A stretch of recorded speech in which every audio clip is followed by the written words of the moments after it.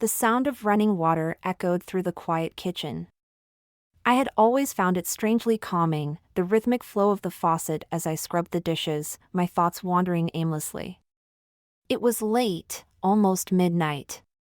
My husband, Aaron, was still out of town for work, and I'd been left alone to wrap up the day's chores. It was a normal, mundane evening until it wasn't. I felt a presence behind me, but I didn't think much of it at first. Maybe it was just the house settling, or the creak of the old wooden floorboards. But then, the footsteps grew louder, closer. A shiver ran down my spine. I froze, the dish in my hand slipping slightly as I turned my head over my shoulder. There he was, Mark. My husband's best friend. "Hey," he said, his voice casual, but there was something off about it. A tension that hadn't been there before. The kind of tension that makes your pulse quicken and your skin feel too tight, as if you've just stepped into a room full of strangers, even though you know the person standing in front of you. Mark and I had known each other for years. Childhood friends, neighbors, always part of the same circle. He was practically family, always around for dinner parties, holidays, and the odd weekend barbecue. But tonight, something felt different. I could feel the air between us thickening, charged in a way I had never noticed before. It was as if a silent understanding was unfolding between us, something that hadn't been there in all the years we'd known each other. I didn't know what to say. Mark was standing much too close, closer than anyone should be when you're in your own kitchen, in the middle of doing something as mundane as washing dishes. He wasn't just close in proximity, his presence seemed overwhelming, almost suffocating. "I didn't mean to startle you," he said with a small, almost apologetic smile, though his eyes lingered on me longer than they should have. His smile was a little too warm, his gaze a little too intense. The unspoken tension hung in the air, thick and uncomfortable. I quickly turned my attention back to the dishes, trying to focus on the task at hand, trying to convince myself that this was all in my head. But deep down, I knew it wasn't. Something had shifted between us, and I wasn't sure if I was ready to confront what it meant. For a moment, the room was silent except for the sound of the water and the soft hum of the refrigerator. My heart was pounding in my chest, and I couldn't shake the feeling that this night was going to change everything. I tried to breathe, steady myself. But in the back of my mind, a voice whispered, "How did it come to this?" And I had no answer. Yet. I turned back to the dishes, hoping to shake the strange feeling that had settled in my chest. But Mark didn't leave. Instead, he lingered in the doorway, watching me in a way that made the hairs on the back of my neck stand up. "Everything okay?" he asked, his voice low but steady. He sounded concerned, but there was something in his tone that didn't quite match his words. It was almost as if he was trying too hard to appear innocent. I didn't answer immediately, instead rinsing a plate under the faucet, trying to calm my nerves. Mark and I had always been friends, good friends, even. He was Aaron's best friend, after all, and someone who I had known for years. There was no reason to feel this discomfort. It was ridiculous. I was being paranoid. But still, I could feel the weight of his gaze on me, like a pressure I couldn't escape. "You didn't come with Aaron today," I said finally, trying to break the tension. "Is everything all right?" Mark nodded, but his eyes never left me. "Yeah, just needed some time alone," he said, though his words didn't sound entirely truthful. I didn't want to interrupt anything. He shifted his weight from one foot to the other, his eyes flicking to the kitchen table, then back to me. It was subtle, but there was a hint of something more in his movements. Something off. A flicker of discomfort passed through me again. I turned away from him, pretending to focus on washing the dishes. It was getting harder to ignore the growing awareness that something was changing between us, something I couldn't put my finger on. We had always been close. Aaron and I had been together for nearly 5 years, and Mark had been there for all of it, at our engagement party, at our wedding, at all the family get-togethers. He was practically a brother to Aaron and a trusted friend to me. In fact, I thought I knew him better than anyone else in Aaron's life. He had always been the easygoing one, the guy who cracked jokes and lightened the mood when things got tense. But tonight was different. Tonight, the easygoing Mark felt like a stranger. I heard a soft chuckle from behind me. It was an odd, unsettling sound. "You're acting like I'm some stranger," he said, stepping closer, much closer than I was comfortable with. "You don't have to be so formal with me." I stiffened, my stomach twisting. He was standing just a few feet away now, so close that I could feel the heat of his body through the thin fabric of my shirt. His presence was suffocating, and I found myself struggling to breathe. The words "too close" echoed in my mind. I shifted away from him, reaching for another dish, anything to put some space between us. But he was already right next to me, his shoulder brushing against mine. It wasn't an accident. I could feel the tension between us now, and it was undeniable. I glanced up at him quickly, my heart racing. Mark wasn't smiling anymore. His face was serious, and his eyes held a certain intensity that I hadn't seen before. It was a look I didn't know how to read. "I should go," he said abruptly, taking a small step back. But his voice held a quiet desperation, like he was trying to convince himself as much as he was convincing me. "Mark," I said, my voice trembling slightly, though I didn't quite understand why. "Are you okay?" For a long moment, he said nothing. His eyes flickered between me and the kitchen door.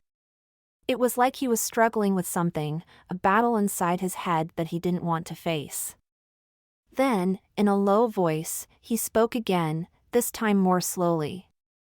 "I've been trying to ignore it for a while now," he said, his words laced with a quiet intensity. "But I can't anymore. Not after all this time." I felt a chill wash over me. I wasn't sure where this conversation was heading, but I had a sinking feeling I wasn't going to like it. "Ignore what?" I asked, my voice barely above a whisper.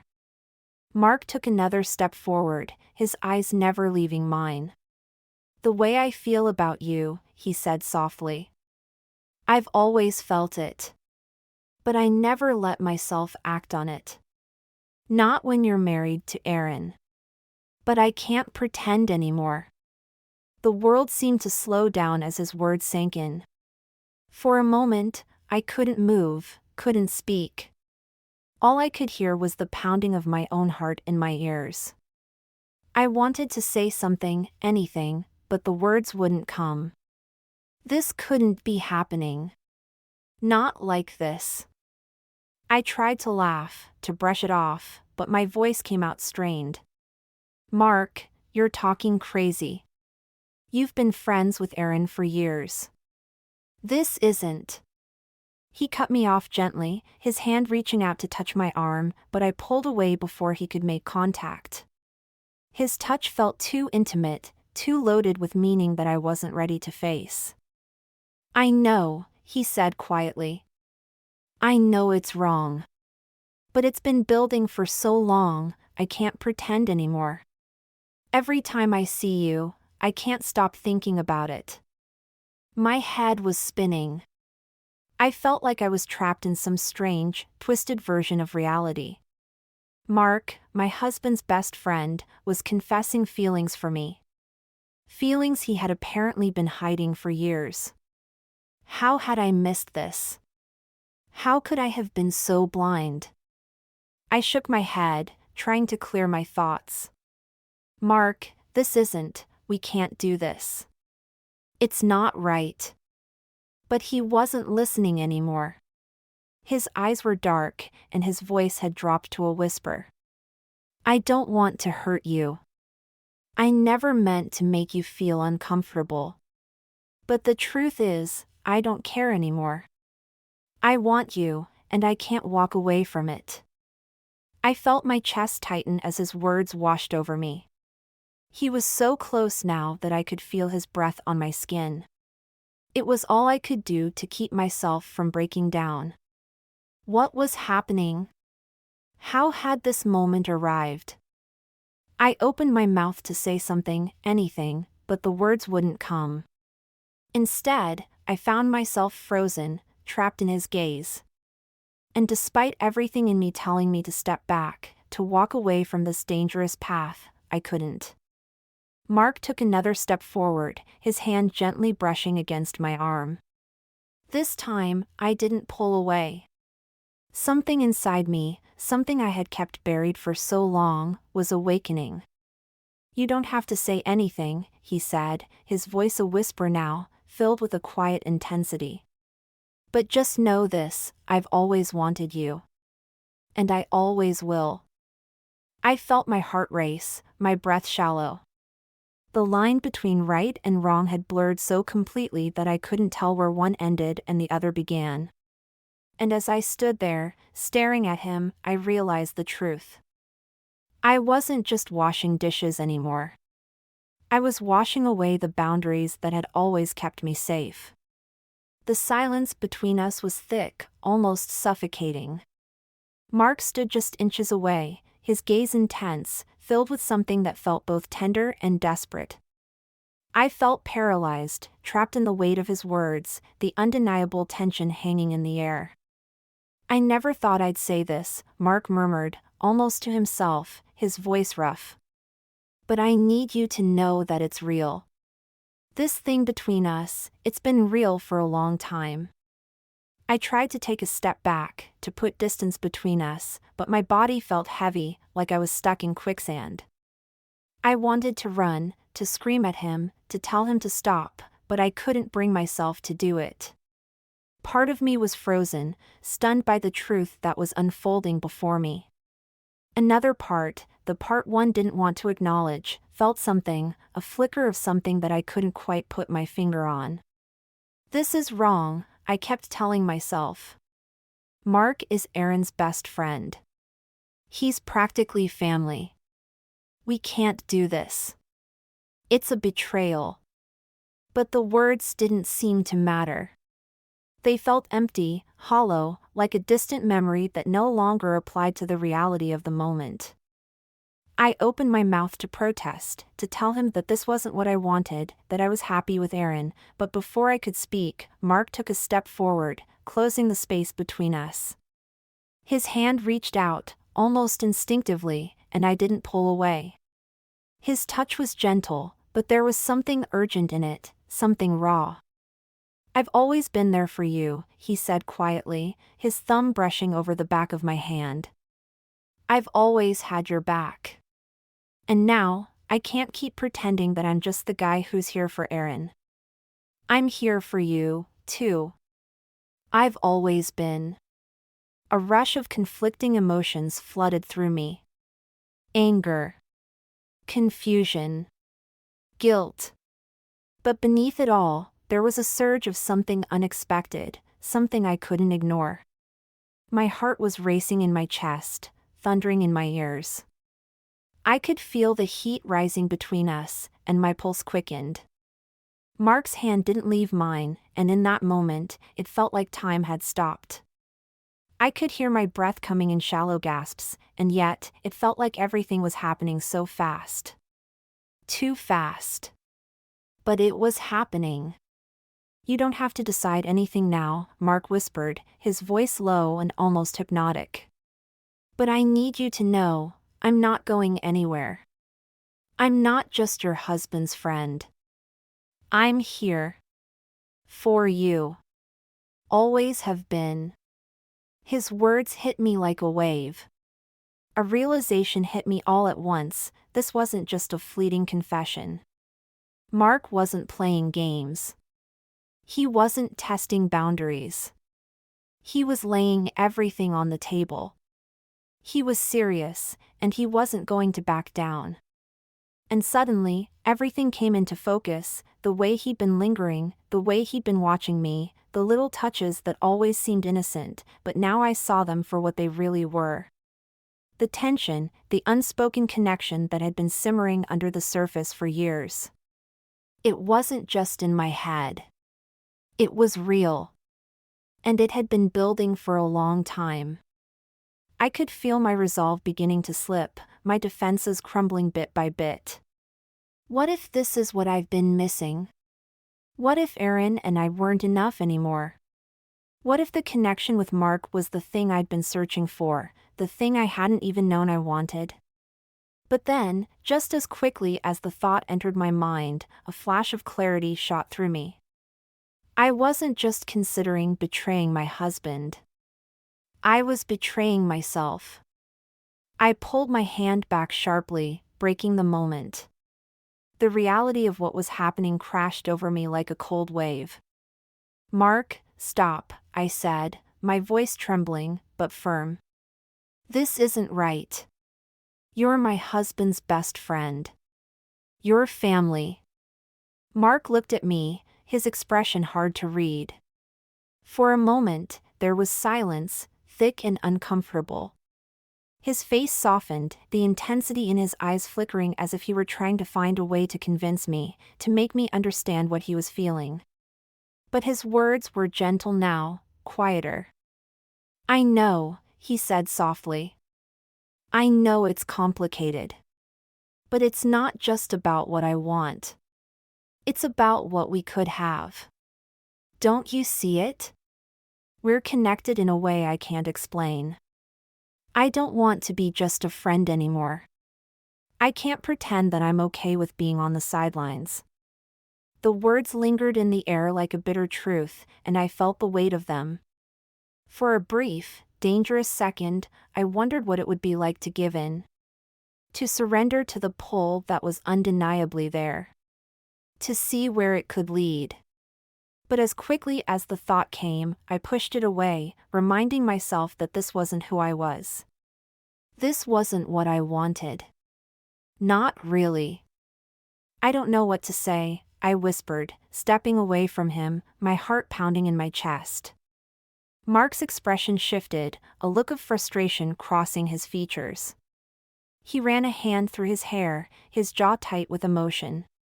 "You don't have to say anything," he replied, his voice sharp now. "You don't have to do anything. But you need to admit that you feel it. Just admit it."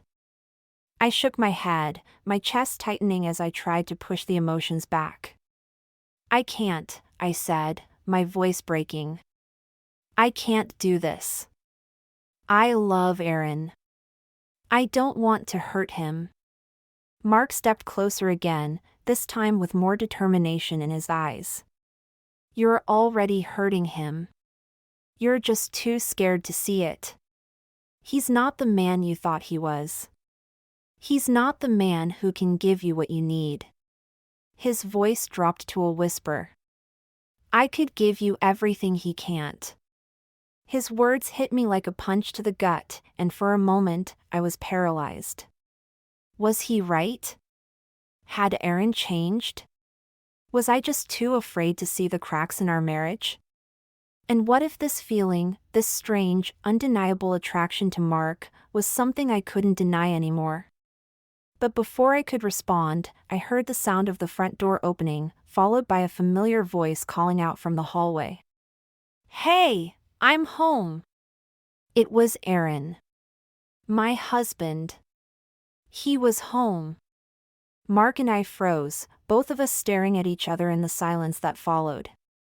Time seemed to stand still as the realization hit me all at once. This moment, this confrontation, this truth, wasn't just about Mark and me. It was about everything I had with Aaron, everything I had built with him. And I couldn't keep living in the shadows of lies and secrets. I heard Aaron's footsteps getting closer, his voice growing louder as he entered the kitchen. Mark took a step back, his eyes still locked on mine. "We'll talk later," he said quietly, his voice almost hollow now.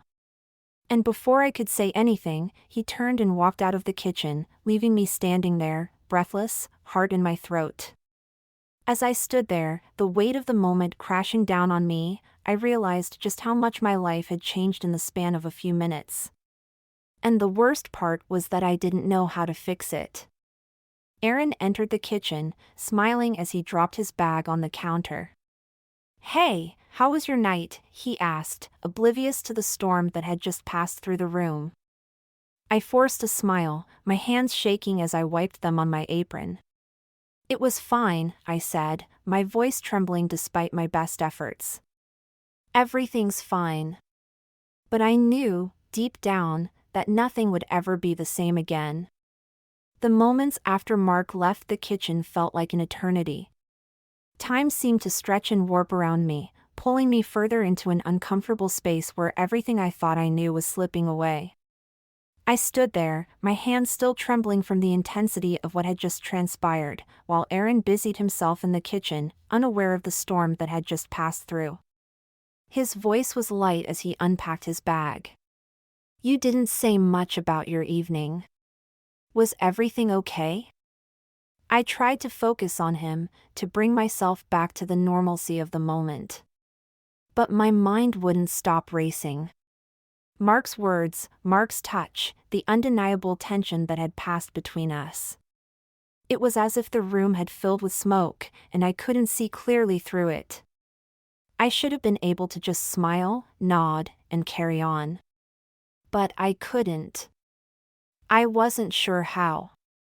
"Yeah," I replied, my voice too soft, too strained.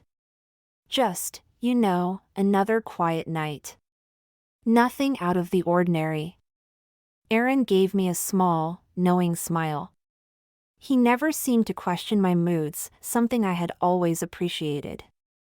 But now, I felt a pang of guilt. Was I hiding the truth from him? Could I live with myself if I kept pretending that nothing had changed? He moved around the kitchen, putting things away, preparing to settle in for the night. The faint sound of the refrigerator humming in the background was the only sound in the house besides our quiet conversation. I watched him with a sinking feeling in my chest, wondering if he knew. Or if he ever would. Mark's words echoed in my mind, repeating over and over. "You're already hurting him. You're just too scared to see it." Could it be true?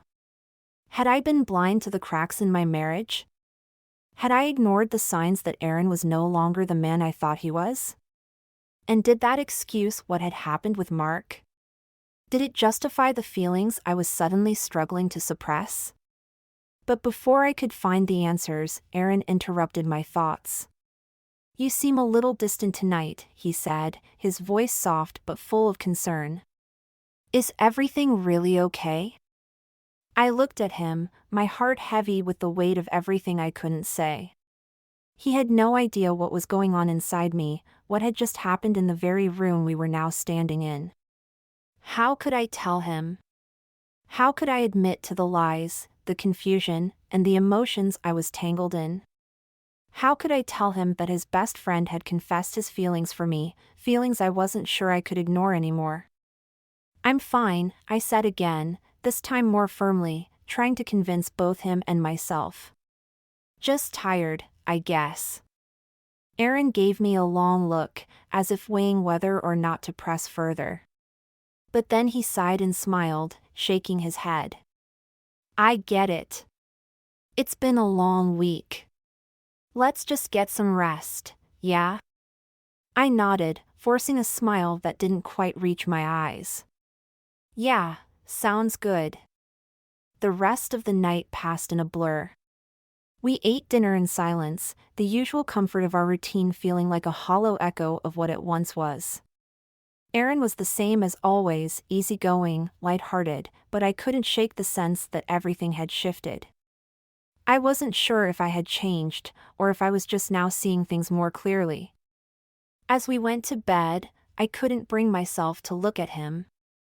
I lay on my side of the bed, staring at the ceiling, wondering what my life had become. How did I get here? How did I end up on the edge of a precipice, looking over into an abyss I wasn't sure I could escape? The next morning, I woke up early. I couldn't sleep. I couldn't stop thinking about Mark, about everything he had said, about how close he had come to crossing a line I wasn't sure I could resist. And now, I was left with this gnawing sense of guilt, like I was already complicit in something I hadn't even fully understood yet. I went into the kitchen, the morning light streaming in through the window, casting long shadows across the counter. I started brewing coffee, my hands moving automatically as I tried to clear my thoughts. But nothing worked. The tension from last night lingered in the air, thick and suffocating. I felt like I was suffocating. Aaron woke up shortly after, his footsteps heavy on the stairs. He came into the kitchen, offering me a small, tired smile. "Morning," he said, kissing the top of my head as he passed by to grab his coffee. I nodded, the smile on my lips feeling more like a mask than a genuine expression. Morning. But what did that even mean now? Did it mean the same thing it used to? Or was it just the start of another day where everything was slowly unraveling? As I watched him go about his morning routine, the familiar comfort of his presence felt distant. I had spent years building a life with Aaron, but now it felt like the foundation was crumbling beneath me. I couldn't stop thinking about what Mark had said. "I could give you everything he can't." Was that true? Was I so starved for something that Aaron no longer gave me that I was willing to entertain the idea of turning to someone else? To Mark? To betrayal? I shook my head, trying to force the thoughts away. I wasn't like this. I didn't want this. I loved Aaron. But did I? Was I fooling myself, living in some perfect illusion of love that had already fallen apart without me even noticing? By the time the day wore on, I found myself alone again. Aaron had gone to work, and I was left with the quiet of the house, with nothing but my thoughts for company. I couldn't stop thinking about Mark, about that moment in the kitchen. It was like a seed had been planted in my mind, and now it was growing, slowly, but surely. I thought about calling Mark, but the guilt held me back. What would I even say? Could I be honest with him? Could I really confront this feeling, this temptation, this betrayal? Instead, I found myself lost in memories of when Aaron and I first met, the laughter, the joy, the promises we made. It wasn't supposed to end like this, was it? But the truth was, I didn't know what to do anymore. I didn't know what was real. Was it my marriage? Or was it the pull of something new, something dangerous, something that threatened everything I had built? When Aaron came home that night, he noticed something was off. He always noticed. But I didn't say anything. He didn't ask, and I didn't tell. We ate dinner in silence, a quiet understanding between us that something was wrong, but neither of us knew how to address it.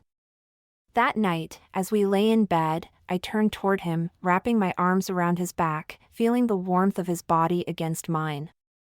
But it felt different now. It felt distant. I could no longer pretend everything was fine. I closed my eyes, willing myself to go to sleep, but I couldn't escape the storm inside me. I didn't know what would happen next. I didn't know if I could fix this.